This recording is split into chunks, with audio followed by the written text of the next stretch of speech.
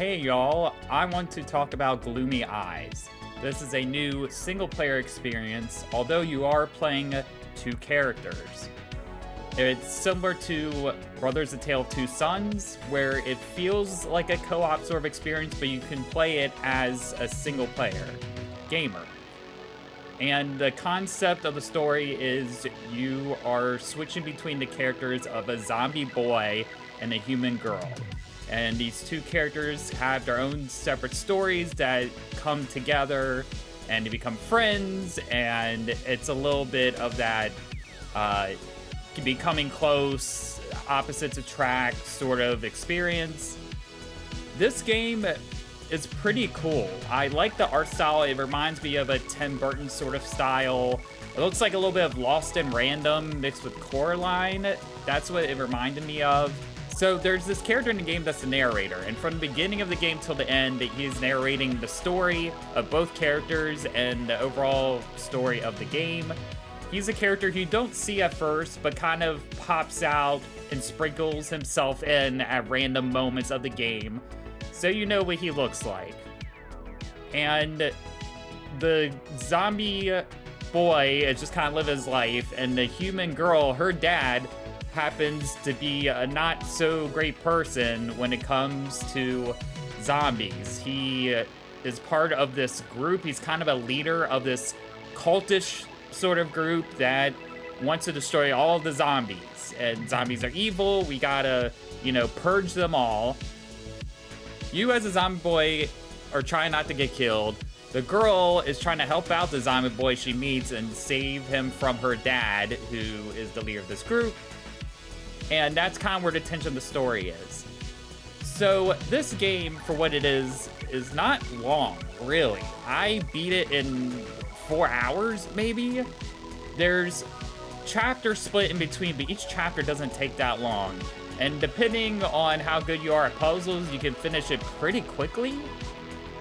And it's in experience out. Once you play all the way through, it's pretty linear. You can play, get through it, and finish it, and move on.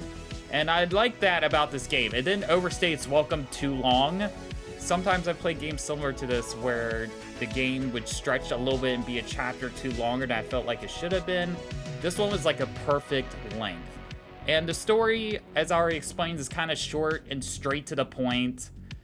You kind of can figure out what the end game is going to be. It is a story you've kind of seen or heard a lot. So it's kind of predictable as far as where it goes. That would be sort of like the negative I have about it. The game overall, though, for me, who loves puzzles but is not great at them, I was able to get through it pretty much on my own, and I felt like I was smart enough to figure everything out on my own.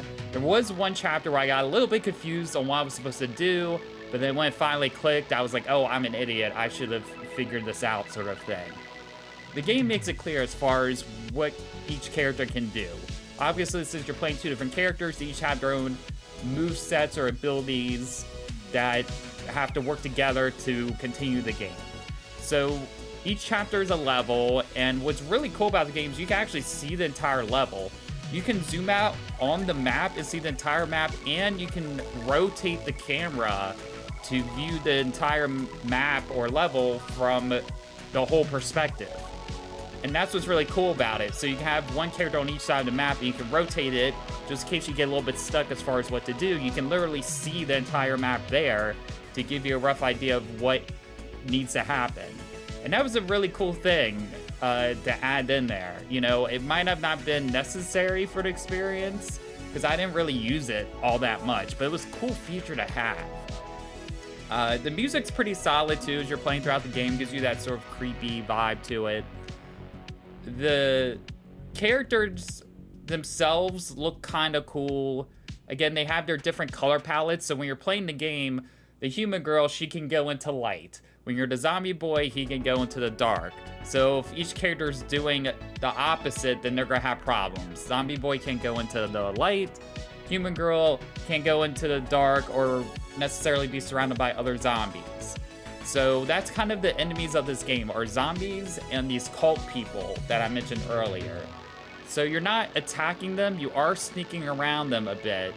but it's nothing that's too frustrating. It's, oh, I see this character, they have a light point in this direction, I have to sneak around this way, I'm gonna have to steal something off this character. Or, like, with the zombies, if I'm playing the human girl, I can't go to this point because the zombies gonna capture me, but if I'm the zombie boy, those zombies don't care. They're like, hey, you're one of us, we're not gonna bother you. Alright, I'm just gonna pass on through. So, as somebody who doesn't like stealth all that much, this game does have a lot of stealth elements, but it works to the point where it was annoying to me. It was like little segments here and there, and I didn't feel frustrated or confused by anything. Even if I got caught, the checkpoints were pretty good on their own, to where I would start pretty much exactly where I left off, and I could just continue on my merry way. So I really appreciated that about this game.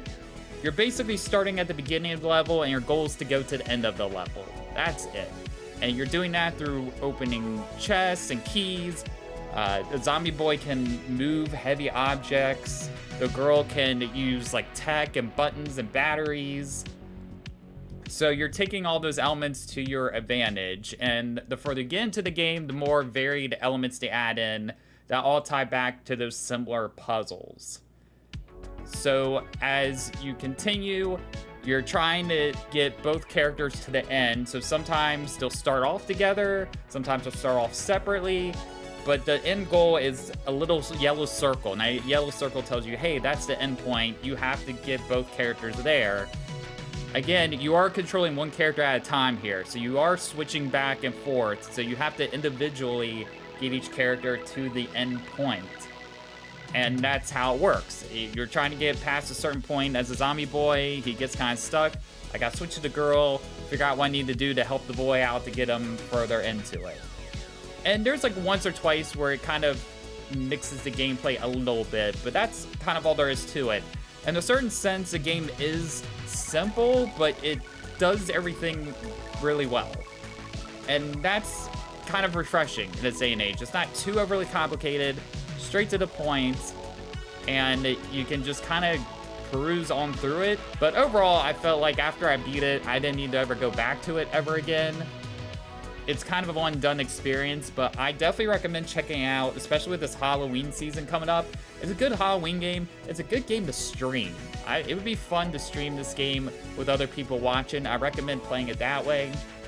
I played it on PC. It worked really well with the controller for me. I had no problems going back and forth between the characters. There wasn't really any major tech issues that I came across that I can think of. And yeah, I had a great time with this. So I definitely recommend you check out Gloomy Eyes, y'all. Don't miss this one.